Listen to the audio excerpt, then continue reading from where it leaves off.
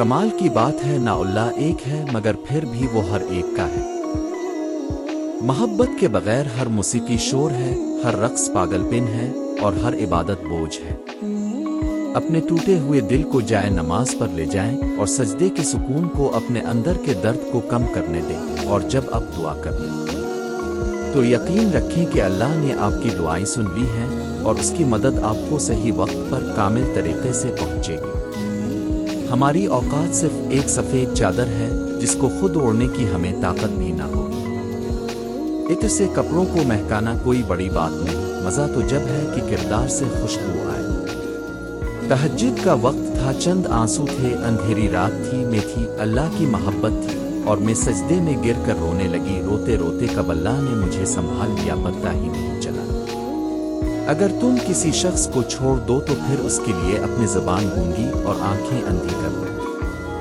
ہر ڈھلتے سورج نے مجھے اداس کیا اور اس حقیقت کے روبرو کیا کہ ہر آغاز کا ایک اختتام ہے، ہر کہانی کا انجام اور ہر عروج کا زوال ہے۔ مجھے یہ منظر دیکھ کر احساس ہوا کہ تبدیلی کائنات کا اصول ہے، سدا بہار کچھ نہیں ہوتا، وہ نہ غم نہ خوشی اور نہ ہم۔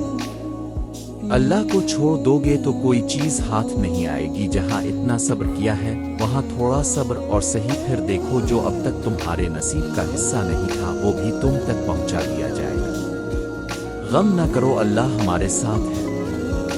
تم ایک ہار پہ اس کی فتح کو بھول گئے ہو جس سے اللہ نے تم کو ہمکنار کیا ہے۔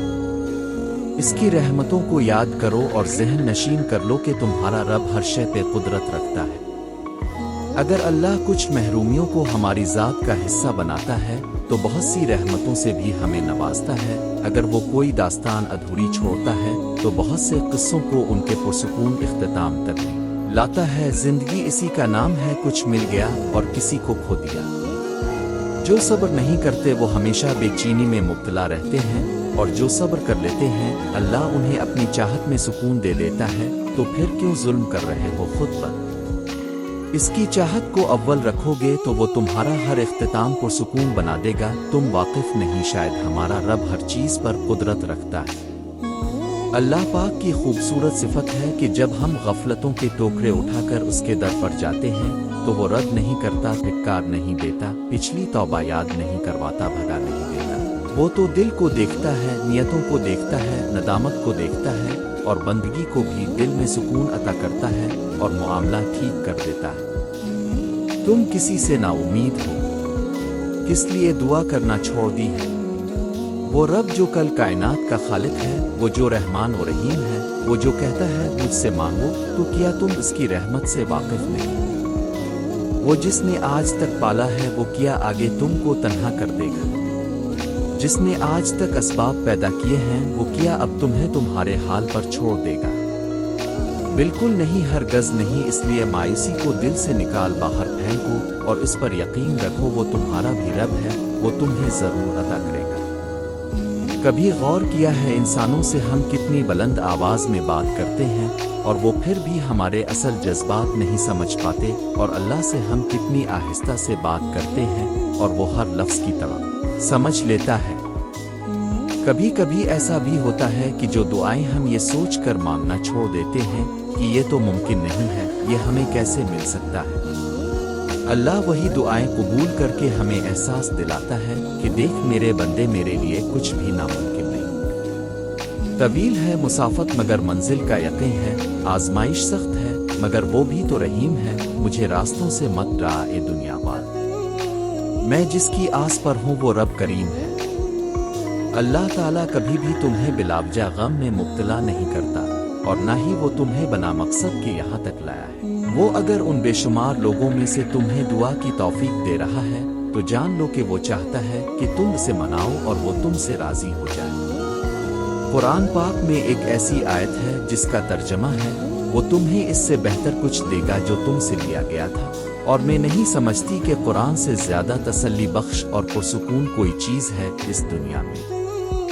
اللہ تو رات کو دن میں بدلنے پر قادر ہے، آپ کو کیا لگتا ہے کہ وہ آپ کے درد کو خوشی میں نہیں بدل سکتا؟ اور جو آپ مانگ رہے ہو اللہ سے اگر وہ آپ کے حق میں بہتر ہے تو صبر رکھیں، وہ آپ کو ضرور عطا کیا جائے گا۔ परेशान नहीं हो, ये तकलीफ ये मुश्किलात कुछ वक्त की है, इसके बाद अल्लाह का करम होगा और ये मुश्किल वक्त राहत में बदल जाएगा। याद रखो, अल्लाह अपने बंदे को इसकी ताकत से ज्यादा तकलीफ नहीं देता। चेहरे पे परेशानी क्यों? दिल में सवाल क्यों? क्यों यकीन डगमगा रहा है? दिल को बताओ। जो अल्लाह यूसुफ को मिस्र का शहंशाह बना सकता है, यूनुस को मछली के पेट में आयत करीमा पढ़वा सकता है, मूसा की मदद के लिए समंदर को 2 हिस्सों में कर सकता है, वो तुम्हारी परेशानियों को खुशी में तब्दील करने की भी कुदरत रखता है। जर्रे जर्रे की खबर रखने वाला तुम्हें कैसे अकेला कैसे छोड़ सकता है?